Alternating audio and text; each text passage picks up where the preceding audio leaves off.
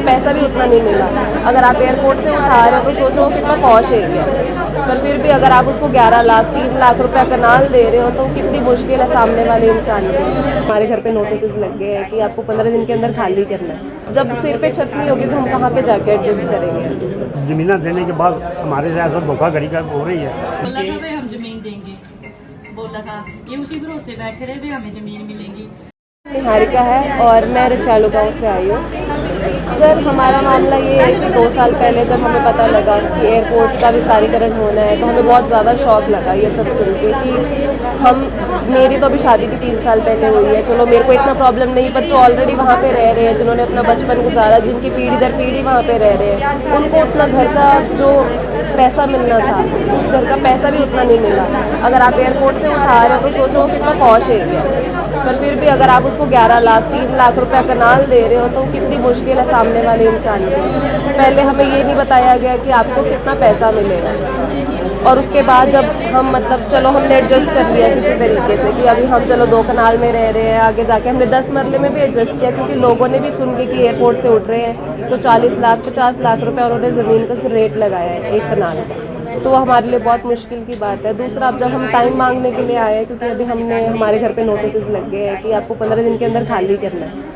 हमें इतनी मुश्किल से पहले ज़मीन मिली जैसी हमें चाहिए थी, या किसी भी हाल में हमें मिली। जहाँ पे हम अभी रह रहे हैं वहाँ पे पूरी कच्ची सड़क है, वहाँ पे अभी पूरा घर नहीं बना है, तो जब सिर पे छत नहीं होगी तो हम कहाँ पे जाके एडजस्ट करेंगे। इतने सारे परिवार उठ रहे हैं, इतने सारे परिवारों को किराए पे भी कोई घर नहीं दे पाएगा और इतना सारा सामान एडजस्ट भी नहीं हो पाएगा क्योंकि हम लोग काफ़ी टाइम से यहाँ पे रह रहे हैं। ना हमें पहले पैसा बताया गया, ना उसके बाद RNR का पैसा बताया गया कि हमें कितना मिलेगा।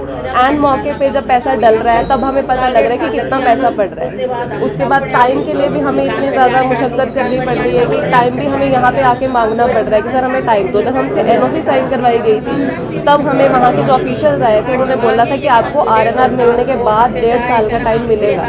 तो अभी ये सब क्यों हो रहा है? हमें यहाँ पे आके, एक तो हम अपना घर बना रहे हैं, वहाँ पे भी जाके देखना पड़ रहा है, यहाँ पे आके टाइम मांगना पड़ रहा है, तो हमारे लिए कितना हेक्टिक चीज़ है ये। उन्होंने तो ये बोला है कि हम आपको केस टू केस बेसिस पे देखेंगे और हम देखेंगे कि किसको कितनी ज़्यादा ज़रूरत है, पर ऐसे नहीं चलता ना। हमें प्रॉपर एक टाइम चाहिए, मैक्सिमम टाइम हमें पता होना चाहिए कि हमारे पास कितना टाइम है। यहाँ पे जहाँ पे हम अपना घर बनवा रहे हैं वहाँ पे अभी लेंटर तक का के शुरू भी नहीं हुआ है अभी वो चीज़। पैसा हमें लेट मिला, सब कुछ लेट मिला, और अभी हमें बोल रहे हैं कि आपको उठ के जाना है। ऐसा नहीं होता। मेरा नाम रोशन लाल प्रधान, ग्राम पंचायत से आया हूँ। हमारा मामला है कि हमारी ज़मीन विस्तारीकरण के अंदर गई है तो उसमें हमें कुछ जो पैसा जो था वो लेट मिला, और RR का जो लॉन्च है वो हमें मार्च अप्रैल में मिला है। तो इस वजह से हम मकान तैयार ना कर सकते जल्दी, क्योंकि आगे मकान ज़मीन का रेट जो है बहुत ज़्यादा है।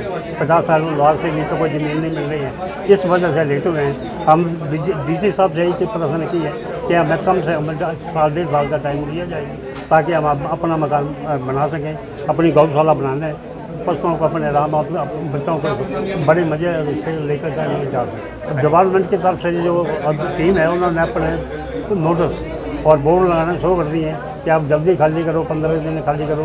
तो कौन सा ऐसा न्याय हमारे साथ न्याय हो रहा है? एक तो हमने ज़मीनें दी, ज़मीनें देने के बाद हमारे से ऐसा धोखाधड़ी का हो रही है जो फिर ज़्यादा है। इसी साहब ने कहा कि आप पीड़ा को हम समझते हैं, पर जो भी ज़्यादा से ज़्यादा आपका हाल होगा टाइम देने का वो किसी भी ढंग से हम न करें।